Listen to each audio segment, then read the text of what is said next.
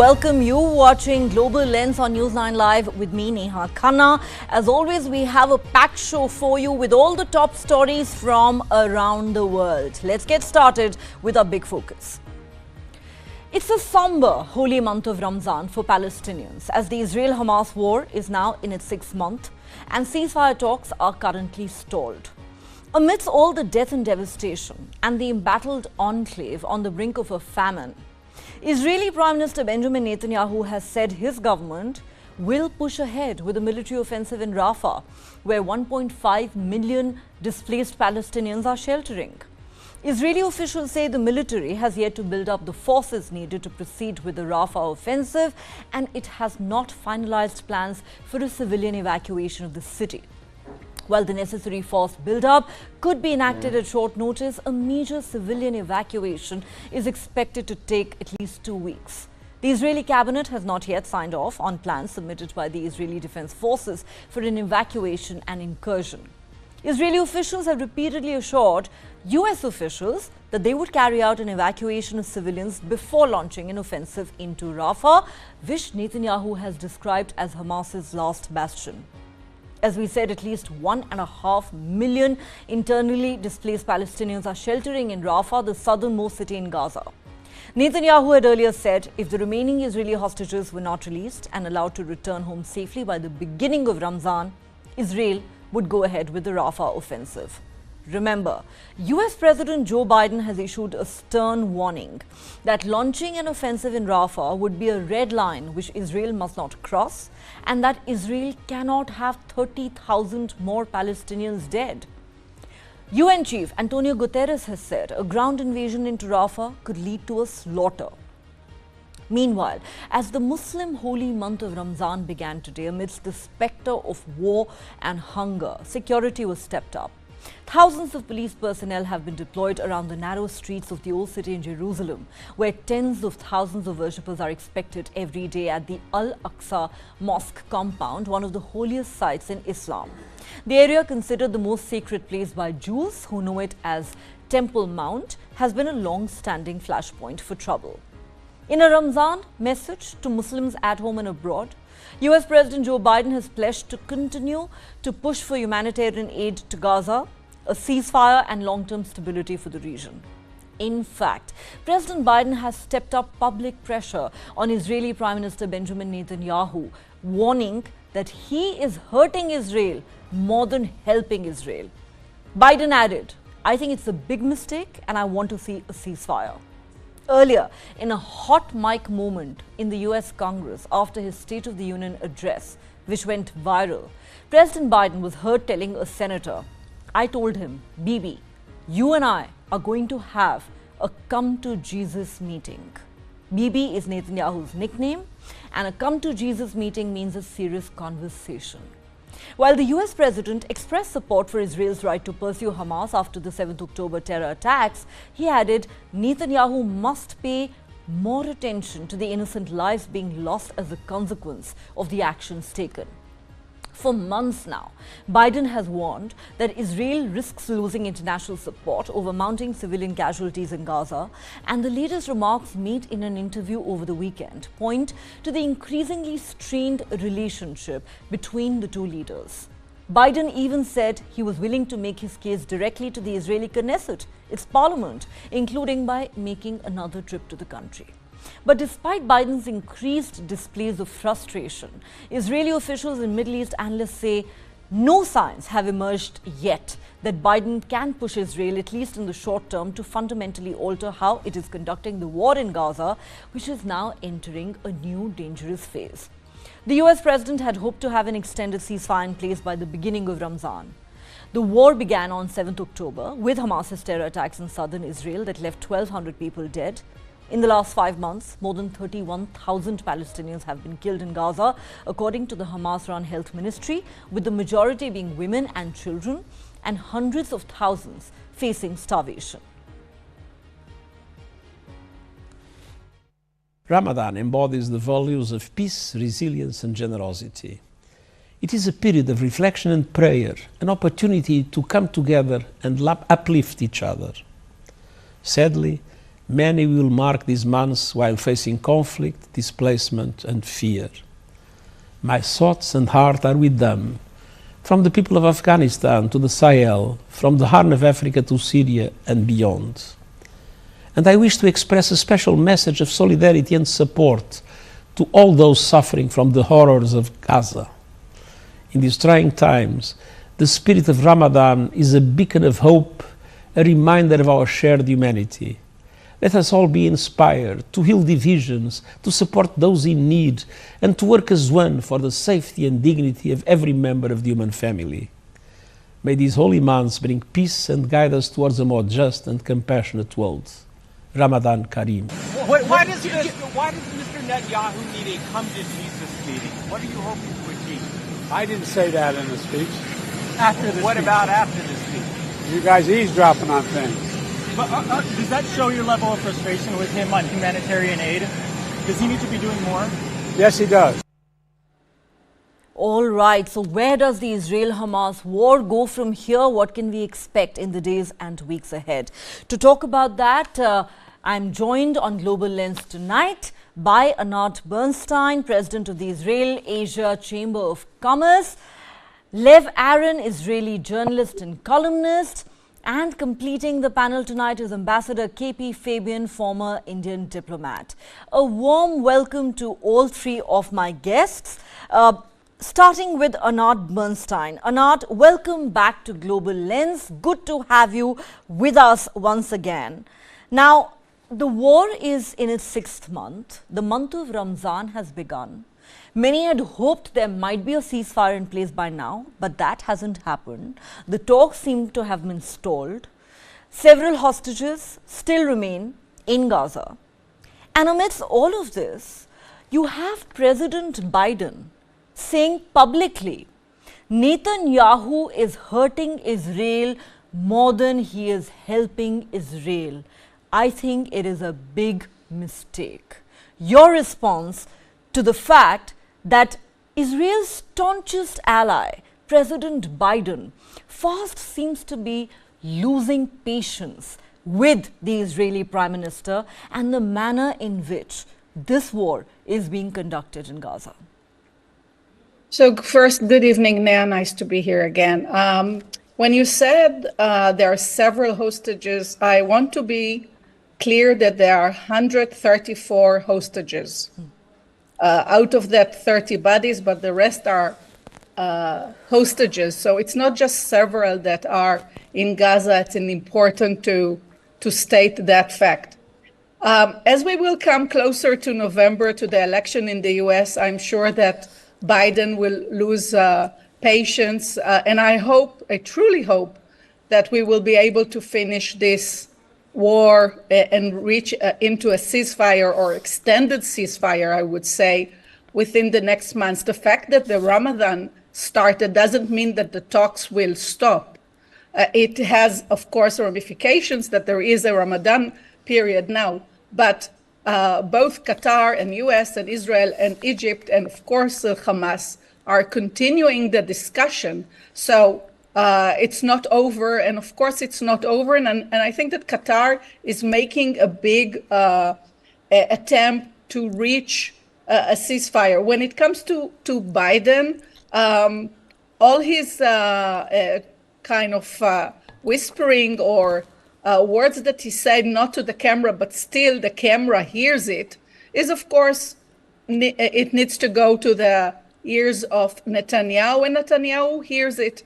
And there are things that Biden will say to the public. There are things that Biden says to Bibi in person. And we don't know what they really talk in person. We only know what he says to the media or some words that he says by coincidence and the media hears. So we need to be very careful when we say Biden is losing patience, because he still says, I'm supporting Israel. I'm in favor of what Israel is doing. He agrees that we need to eradicate Hamas. He agrees that a ceasefire with hostage release needs to happen.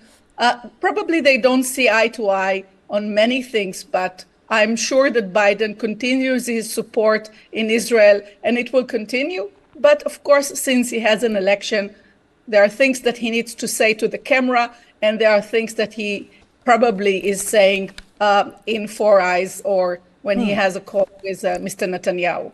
Okay, so you're saying that, Biden is probably making these utterances as he faces an election later this year. There is no doubt that Biden is under pressure at home, with many Arab Americans openly expressing great anger with him, with his unconditional support to Israel's war. But just for a clarification, sorry, go ahead. No, I don't think that it's about Arab Americans. Biden is talking to a wider, it's not about Arabs, it's the But they are an important vote bank for the Democrats in the upcoming election.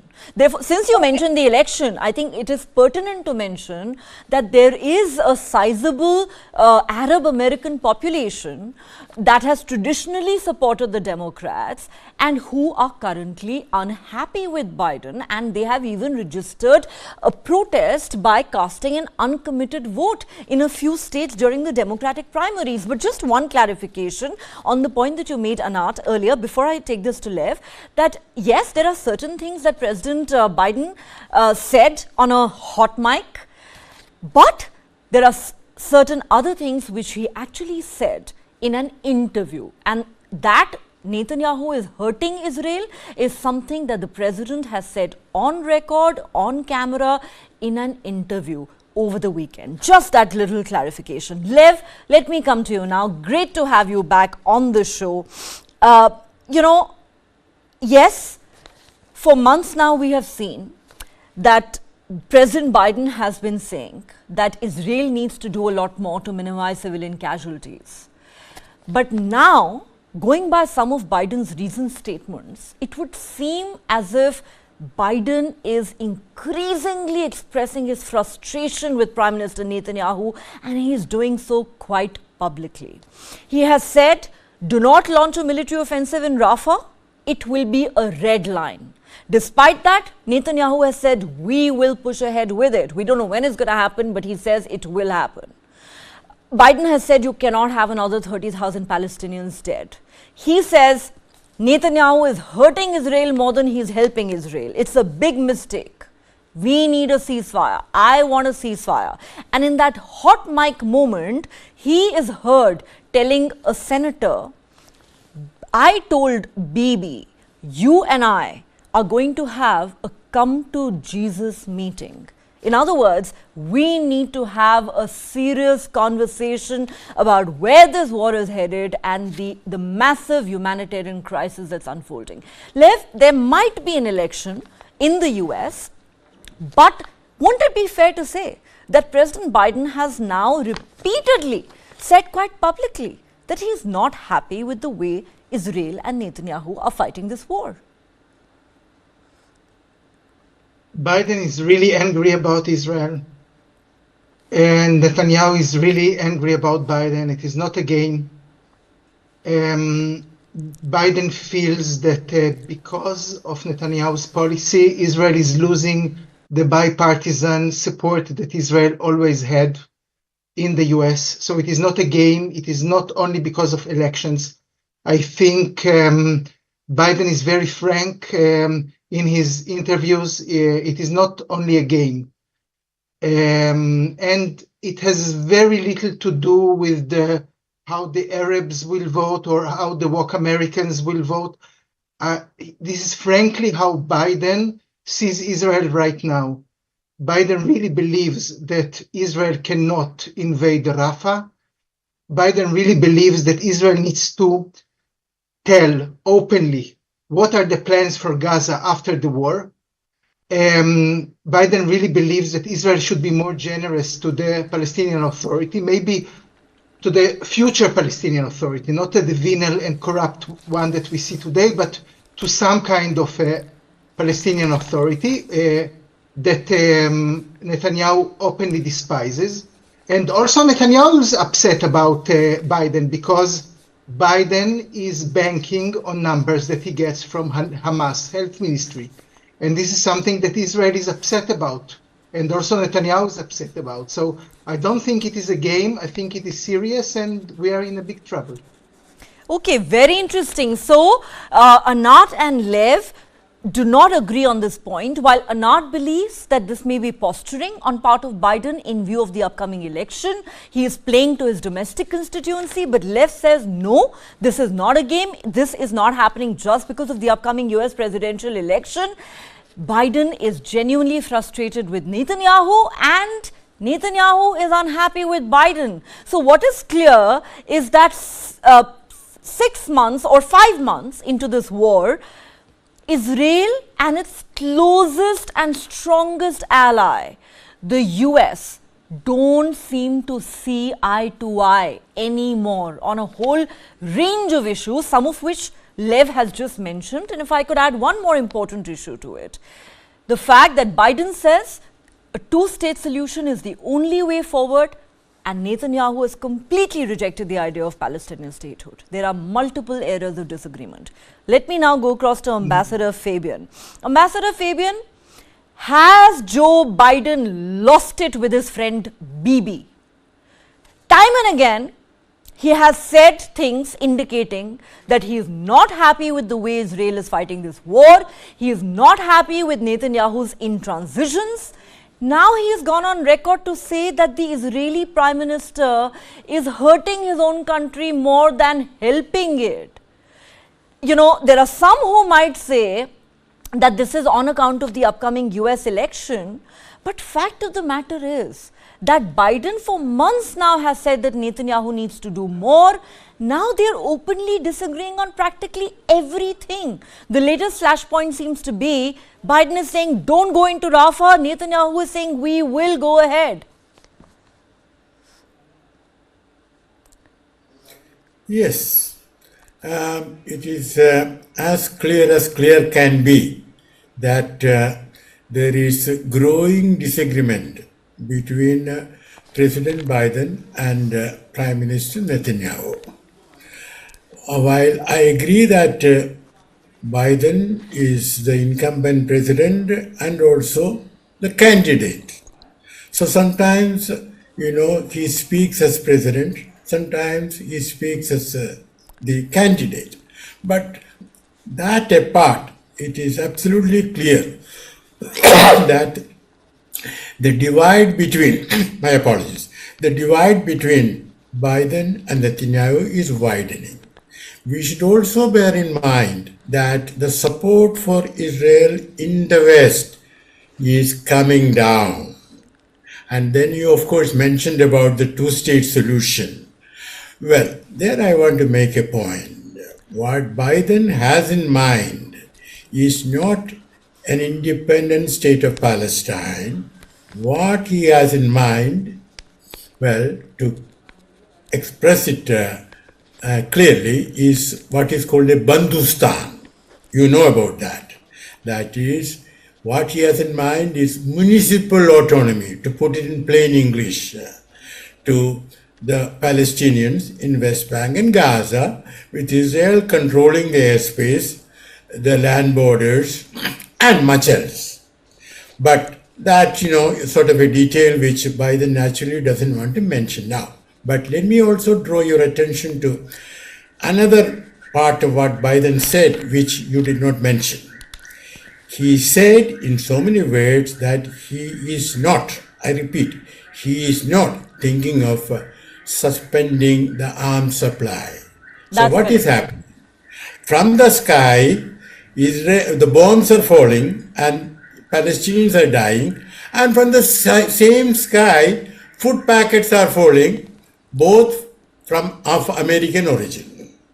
And now Biden has come out with this plan for a port in Gaza and sending aid by ship. But the next day, he said it in his State of the Union message, the next day, the Pentagon said, yeah, it is at the planning stage and it will take 60 days to set up that pier. So, does Biden mean that till the pier is set up, Israel can go on denying humanitarian assistance to the Palestinians? And then, let's also understand, Israel is killing the Palestinians in two ways. One, by bombing them, by shooting at them, the other by Starving. starving them. Yes. You're quite right, sir. And one last point. If A is doing something wrong, and if B has the ability, the capability to stop A from doing it, then if it is still happening, both A and B are ethically responsible. I hope you get what I am meaning. Absolutely. So I think you're there saying that, you know, the US is guilty of double speak, while Biden may go on and on about how his heart is bleeding for the Palestinians and he did not want to see all these civilian casualties. He wants to see a ceasefire. Fact of the matter is that military and financial aid from the US to Israel continues to flow. And I think you put it very eloquently when you said that, you know, there are missiles being fired, you know, at Palestinians, many of which have come from the US, and at the same time you have the US airdropping aid into Gaza. But really, can all the missiles, almost all the missiles, yes, 1,000 pound bombs. You're right, sir. There is no way that the United States can wash its hands of what is happening in Gaza. If Israel has the blood of 31,000 Palestinians on its hands, so does the Biden administration. One will have to agree with you on that. Let me go back to Anat Bernstein at this point. Anat, you heard our Indian guest saying that, you know, Israelis are killing Palestinians in two ways. They're bombing them.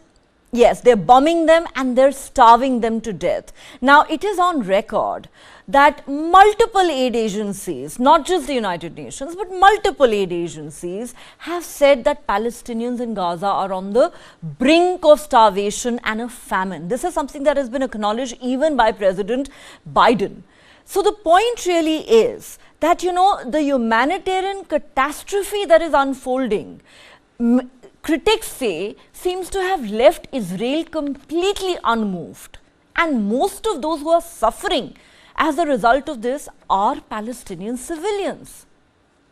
So let me reply to Mr. Ambassador by accusing Israel that we are denying humanitarian aid. Israel is allowing thousands of trucks to get into the strip with humanitarian aid. So it's not true to say that, okay? We're not denying it at all. And trucks can come also from Gaza. We are not denying anything in that sense. And the fact that he says that Israel is shooting Palestinians, Israel is shooting terrorists, okay? Israel is not shooting Palestinians by itself. The 30,000 is a number that, please remember, it's a number by Hamas. It's not a real number. Most of the casualties are terrorists, and one should distinguish between terrorists that are killed, and I'm sure that all agree that killing Hamas is legitimate act of Israel as retaliation for the fact that Hamas has started this war, to civilians that are unfortunately being killed in this war. But Israel is not aiming to kill any Palestinians, and I really don't like to hear such accusations for Mr. Ambassador, because it's definitely not true. Okay, you know, you say that we are only going after terrorists, but Israel really has no proof that those 30,000 plus people who have been killed in Gaza were all terrorists, because that is not how, forget about what I am saying or what the ambassador is saying, that's not how even the US is looking at it, because President Biden has said in that interview he gave over the weekend that Israel cannot have another 30,000 Palestinians dead. These are Biden's words, not mine. Lev, let me come to you now. You know, this is a new phase of the war which has just entered its 6th month. It's the beginning of Ramzan. Many had hoped there might be a ceasefire in place by now, that, you know, there would be relief for the Palestinians and the remaining hostages would be able to return home. Unfortunately, those hopes have been dashed. It is also being said that this is a very dangerous phase that the war is entering. How do you think it is likely to unfold in the days and weeks ahead, especially given the spectre of a ground invasion of Rafah. Now, that is a horrifying prospect, because 1.5 million Palestinians who had been asked to leave their homes in northern Gaza to take shelter are currently present in Rafah. 1.5 million people, and Netanyahu is threatening to go ahead and invade Rafah, despite the United Nations saying it's going to be a slaughter, despite his closest ally, President Biden, saying don't do it. It would be a red line. Do not cross that red line. But it doesn't look like Netanyahu is in the mood to listen to anyone. I don't think it is only Netanyahu. I think that most of Israelis do not like this double talk. Double talk means some kind of consensus that without winning Rafah, we will not see the collapse of Hamas regime. And on the other hand, no legitimacy for the Israeli right to win this war. And winning this war means winning Hamas in the last bastion that Hamas has, which means Rafah. Of course, those civilians who live in Rafah must have the opportunity to go to the north, since Egypt does not want to digest them in Sinai. And it will take maybe more than 2 weeks. And of course, Ramadan or Ramzan is a critic time. It is like a holy month for the Muslims, and therefore, if a war is within this month, we will see more headlines than normal month. But still, it is not only Netanyahu. I think also the other people also the other ministers in his war cabinet believe that without winning Rafah, we cannot win Hamas. And also we should put some attention to some kind of dynamics, because as a seasoned person who gave you interviews here at the beginning, we were talking about how many prisoners of Hamas Israel is ready to digest and to give to Hamas. And we see that Israel is quite generous about it. And right now it seems like Hamas doesn't care about the prisoners who are in Israeli jails. All Hamas cares about is to get a promise from Israel and Qatar and Egypt and the US that after the war, Hamas will still be in charge in Gaza. Something that I think no sane government in Israel, not only Bibi's government, also a more left-wing government, cannot really give Hamas because of moral and also because of domestic issues that Israel cannot give this promise to Hamas. Okay, I need to take a break, but before that, Lev, I want to ask you a quick question. I think it is widely acknowledged by now that the current government, far-right government of Israel headed by Netanyahu, is a very unpopular government. While in the initial days and weeks, Israelis gave 100% support to this war and to the Israeli government's war efforts. Now that the war is in its 6th month, Israel is not even close to breaking the back of Hamas, frankly. And more than 30,000 Palestinians, we are told, have been killed in Gaza. Do you believe that this government led by Netanyahu still enjoys the same kind of support as far as this war is concerned that they did in the early days in Israel? Yes, I think a majority of Israelis, they don't support Netanyahu. They think he should be replaced. But they don't think we should give in to Hamas' demand to go back to power, to go back to the 7th of October status quo. So in this sense, I don't think that Netanyahu lies when he says that Israelis back him. I think he has more than a majority for at least this statement. Okay, so a vast majority of Israelis still back this war, even if Netanyahu is an unpopular prime minister at home. Again, not the war, but not giving Hamas the opportunity to come back to power, yes. Okay. I need to take a break here on Global Lens, but we'll continue this conversation on the other side. Stay with us. Start with the end in mind. You need to know where you want to reach. Every morning that we wake up, we are exercising our choice. The destiny is decided. The results are known that I'm going to win. Life of a goalkeeper is something which has always intrigued me. When you come into a stadium, this is the highest level of pressure. When I set out to do something, I decide in my mind that failure is not an option. What you feel very strongly about, those are the stories to tell. I have a mind which is absolutely restless. Mind and body are entangled sensations. That brings me back to golf. It's an amazing game. This is not a perfect game. You only learn from them. If you have a formula to a success, then you can replicate it. I feel this is my first step. I'm starting now. Winner is first born in the mind. I think, therefore I am. We are all about our mind.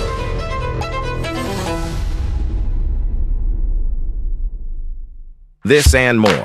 Streaming on News9 Plus. Subscribe and get free vouchers. Why is the state not looking at putting an embargo on that? As a Telangana person, I will not accept.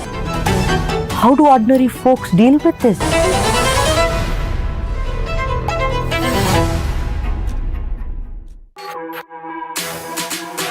जानना है तो देखिए,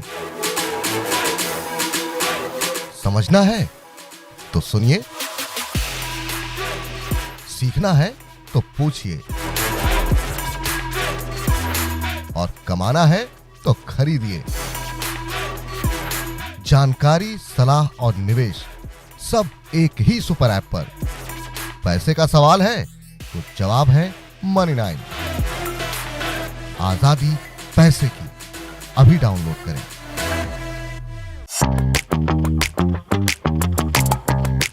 We are trying a lot of experiments, innovations and ideas. We came out with a new format in audio, which is audio series. Listening for content-oriented company in India, which is a very unique proposition. When we look at audio in general, we had music, which is like extremely old format, and then we had podcast. A natural extension for Pocket FM is to move from Hindi to regional content. I think I'd love to see their FY24 numbers, which they claim will be close to 1,000 crores. I think there are talks of them to raise another $80 to $100 million of funding.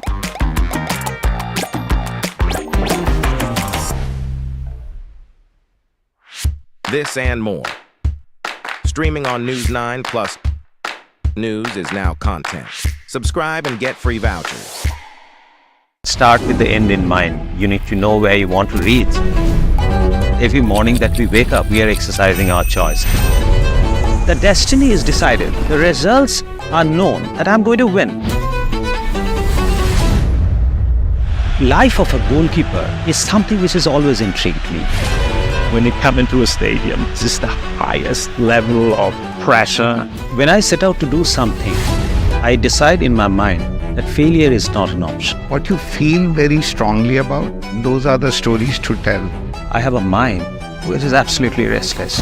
Mind and body are entangled sensations. That brings me back to golf. It's an amazing game. This is not a perfect game. You only learn from them.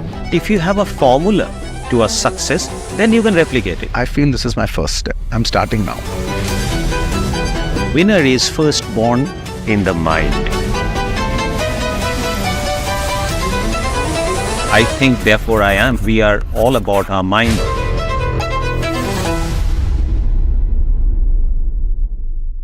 This and more. Streaming on News9 Plus. Subscribe and get free vouchers.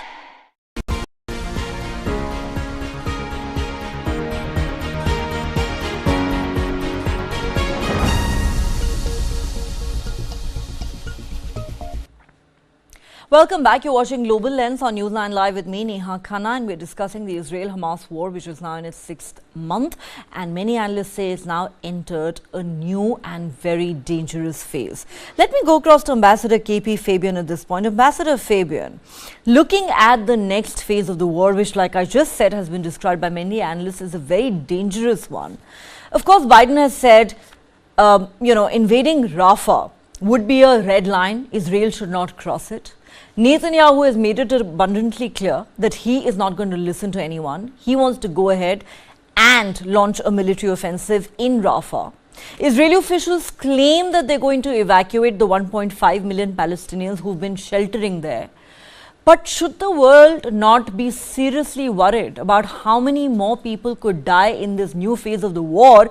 Where will those 1.5 million Palestinians be evacuated to? Thank you. I just want to go back for a second to what our distinguished friend from Israel said. I first of all want to thank her for responding to my questions. Now, if I remember right, she said that thousands of trucks are entering. Now, the fact of the matter, as reported by UNRWA, United Nations Works and Agency, is that during the last couple of weeks, 267 trucks have been coming in. Now, what I am worried is that, I am a great admirer of Israel. I've been there. I've got friends there. That Israel has been, I'm sorry to say this, doing propaganda which makes it incredible. Even about the 30,000, or actually it's 31,000, well, I should say that I've got a problem with that figure because, when human beings die and they go to the next world, they don't take their passport with them. So I would like to look at the total number of human beings, Israelis and Palestinians who have been killed. And that easily comes to more than 32,000. So now coming back to your question, more and more human beings will die. And there is no question of moving, as you said, 1.5 million Palestinians to safety. First of all, let us be very clear in our mind. Israel has never bothered about civilian casualties. It has violated the international humanitarian law, the Geneva Conventions and all that, with a brazenness which I'm sorry to say is unique in history. And why and how? All because it is supported by the United States. So, as of now, there is no reason to be hopeful, but, as I said earlier, the support for Israel is going down in the West, and Spanish Prime Minister has said that he is going to move a resolution to recognize the state of Palestine. Mm-hmm. So let us see. And that Cameroon said it, then 10 Downing Street changed it. So yes, there is a move. But quite apart from that, what we are witnessing is the dance of death, which we have to stop. Not today, yesterday. As of yesterday. And you're right, when you talk about Western countries, France, the United Kingdom, Spain, multiple countries have by now expressed their horror over what's going on in Gaza. Okay, so strong words there from Ambassador Fabian. I think it's only fair that I give Anat a chance to respond. Anat, you heard the ambassador there. Two very strong points of criticism and rebuttal to the arguments you made earlier. He says when Israelis talk about how much aid is entering Gaza thanks to them, what they're indulging in is propaganda. It's not really the truth. Because the truth is, according to not just the ambassador, but many around the globe, that Palestinians are indeed starving to death. And number two, he says that Israel is actually guilty of brazenly violating the international humanitarian law. And this is unique in history. Your response, Anat? Mr. Ambassador, I welcome you to come and visit Israel and see in your own eyes. About 100 trucks are entering every day. So far, about 10,000 trucks and cars entered Gaza with humanitarian aid. So the number that you have used, I'm afraid, is not correct. When you mention UNRWA, a UN organization, let me remind you, what is UNRWA? UNRWA is the extended arm, actually, of Hamas. UNRWA was found, and there is now investigation done on those very days, that UNRWA is an extended arm of the Hamas, where UNRWA people actually serve the Hamas. So mentioning UNRWA as an authoritative a source doesn't work those days, because it is found, and so many countries stopped their aid to UNRWA after seeing what UNRWA is doing. Okay. When you're talking about, just one word, Nea. Sure. When you're talking about that civilians are dead and every life is a person, is a human being, so I beg to differ. When I look at Hamas, and let's talk about October 7, we call them monsters, okay?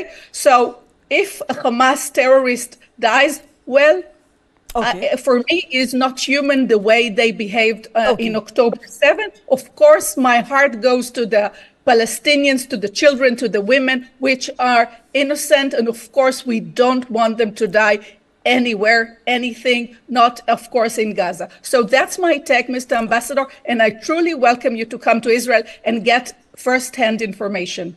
Okay, let's be clear. I don't think anybody is shedding tears for Hamas terrorists. I think what everyone has expressed their horror over are civilian casualties. Let's be very clear about that. And just one quick point about UNRWA. While it is true that some members of UNRWA were found reportedly to have been working for Hamas, I don't think you can really paint the entire organization black with the same brush by saying that the entire, organization called UNRWA has been working at the behest of Hamas. You know, it's one thing for a few individuals to have done it. It's quite another to say the entire organization was doing it. But since I'm running out of time, Lev Aaron, very quickly, the one thing that people are worried about, where will those 1.5 million Palestinians who are currently sheltering in Rafah go?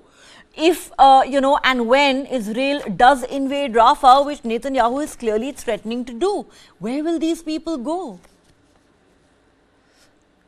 I think it was published more than once that there is some kind of a mini feud between the army in Israel and Netanyahu about Rafah. Netanyahu is more pushing for a battle in Rafah, and the army wants to find the escape way for those Palestinians who want to leave Rafah. I think we saw already in Gaza, in northern Gaza, in Gaza itself, and also in Han Yunis, that IDF is learning also to learn in a microfight ways. It means not to capture a whole city, but to go neighborhood by neighborhood. So I think also the Israeli army may surprise us, but by not trying to capture or invade all of Rafah, but giving escape way from Rafah back to Han Yunis or even to northern part of Gaza. Or even to northern Gaza. While also in Rafah itself to have some safe zones. So again, I think it is too early to see what the IDF is planning. Okay. But of course, the big tragedy is that for Israel, Israel feels that time is on our side, and also Hamas feels because of Ramzan, time is on their side. And usually when both sides feel the same way, it is a tragedy. It is a tragedy. Like you said, Lev, I hope that at the very least Israel, manages to take all these people to safety. If it does decide to go ahead with its Rafah invasion, the fact of the matter is nobody wants to see that. Nobody wants more bloodshed. And what the world is waiting to see with bated breath is a ceasefire. Unfortunately, the month of Ramzan has already begun and the ceasefire talks are stalled. That's where we are, the war in its 6th month. On that note, Anat Bernstein, Lev Aaron, Ambassador KP Fabian, thank you very much to all three of you for joining me on Global Lens tonight. All right, let's now turn our attention to the Russia-Ukraine war and the role that India may have played in it. A new report by US media outlet CNN states that outreach from Prime Minister Narendra Modi and other countries played an important role in averting a nuclear crisis in 2022 in the wake of Russia's invasion of Ukraine. The report says as the Russia-Ukraine conflict raged in 2022, the United States started preparing rigorously for a potential nuclear strike by Moscow against Kiev in what would have been the first nuclear attack in the world since the US dropped atomic bombs on the Japanese cities of Hiroshima and Nagasaki during World War II nearly 80 years ago. The Biden administration was specifically concerned that Russia might use a tactical or battlefield nuclear weapon. Amid those fears, the US sought to enlist the help of non-allies, including India, to discourage Russia from such an attack, says the CNN report. A senior Biden administration has been quoted as saying, "One of the things we did was not only message them directly, but strongly urge press, encourage other countries to whom they might be more attentive to do the same thing." Now, US officials say outreach and public statements from Prime Minister Narendra Modi and other leaders helped avert a crisis. The same Biden administration official has been quoted as saying, "I think we believe showing the international community the concern about this, particularly the concern from key countries for Russia and the global south, was a helpful, persuasive factor and showed them what the cost of all this could be. I think the fact that India weighed in, China weighed in, others weighed in may have had some effect on their thinking. I can't demonstrate this positively, but I think that's our assessment," he said. Now, as far as the Russia-Ukraine war goes, India has always condemned civilian killings and called for a peaceful resolution to the conflict. In a major statement, Prime Minister Modi told President Putin that this is not an era of war. This happened on the sidelines of the SCO summit in Uzbekistan last year. The statement made it to the G20 communique, first in Bali and later under the presidency of India. The Biden administration official goes on to say during this period from late summer to fall 2022, the National Security Council convened a series of meetings to put contingency plans in place in the event of either a very clear indication that they were about to do something, attack with a nuclear weapon, or if they just did, how would we respond, how would we try to preempt it or deter it. Significantly, late summer 2022 was also proving to be a devastating period for Russian forces in Ukraine. Ukrainian forces were advancing on Russian-occupied Kherson in the south, the city which had been Russia's biggest prize since the invasion. As these Ukrainian forces advanced, entire Russian units were in danger of being surrounded. The view inside the Biden administration was that such a catastrophic loss could be a potential trigger for the use of nuclear weapons, according to CNN. Also at the same time, Russia was allegedly circulating a new false flag story about a Ukrainian dirty bomb, which US officials feared could be intended as a cover for a Russian nuclear attack. In October 2022, Russia's defense minister Sergei Shoigu made a series of phone calls to defense officials in the US, the UK, France and Turkey, telling them that the Kremlin was concerned about possible provocations by Kiev involving the use of a dirty bomb. However, at no time did the US detect intelligence indicating Russia was actually taking steps to mobilize its nuclear forces to carry out such an attack. The official says, "We obviously placed a high priority on tracking and had some ability at least to track such movements of Russia's nuclear forces, and at no point did we ever see any indications of types of steps that we would have expected them to take if they were going down a path towards using nuclear weapons." All right, let's now turn our attention to China. Today, China said it had lodged a diplomatic protest with India over Prime Minister Narendra Modi's visit to Arunachal Pradesh over the weekend, reiterating its claim over the area by saying India's moves will only complicate the boundary question. Prime Minister Modi on Saturday dedicated to the nation the Sela Tunnel, built at an altitude of 13,000 feet in Arunachal Pradesh, which will provide all-weather connectivity to strategically located Tawang and is expected to ensure better movement of Indian troops along the frontier region. Chinese officials have said India has no right to arbitrarily develop the area of Zangnan in China. Now, last year, China controversially claimed that it had renamed Arunachal Pradesh as Zangnan. China has several times in the past objected to visits by Indian leaders to Arunachal Pradesh. However, India has asserted that the state is an integral part of the country and assigning invented names won't alter the reality. On the 9th of March, Prime Minister Modi inaugurated the Sela Tunnel, the world's longest bi-lane tunnel, which will connect Tezpur and Assam to Tawang in Arunachal. Built at a cost of 825 crore, the tunnel, as we said, has been built at an altitude of 13,000 feet. It will also reduce more than 1 hour of travel time between Tezpur and Tawang. The southern Tibet region is a Chinese territory, and the Chinese government has never recognized and firmly opposes the so-called Arunachal Pradesh state illegally established by India. The China-India border issue remains unsolved, and India has no right to unilaterally develop the Chinese southern Tibet region. India's related actions will only complicate the border issue and negatively impact the situation in the border areas of the two countries. China expresses strong dissatisfaction and firm opposition to the Indian leaders' activities in the eastern section of the China-India border area and has made solemn representations to the Indian side. Let's now get you the big news story emanating from India today. The Indian government today issued a notification for the implementation of the contentious Citizenship Amendment Act, or the CAA.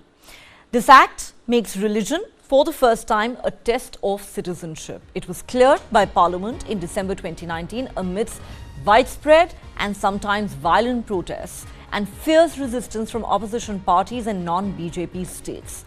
With the notification formally issued, the government can grant citizenship to non-Muslim migrants from Bangladesh, Pakistan and Afghanistan who came to India before 31st December 2014. Implementation of the Citizenship Amendment Act, a major campaign platform for the ruling BJP in the 2019 general election and various state polls, comes just weeks before the 2024 Lok Sabha polls, in which Prime Minister Narendra Modi's party, the BJP, will bid for a third consecutive term. This also comes less than a month after Home Minister Amidst Shah had stressed that the CAA would definitely be notified. He had said, CAA is an act of the country. It will definitely be notified.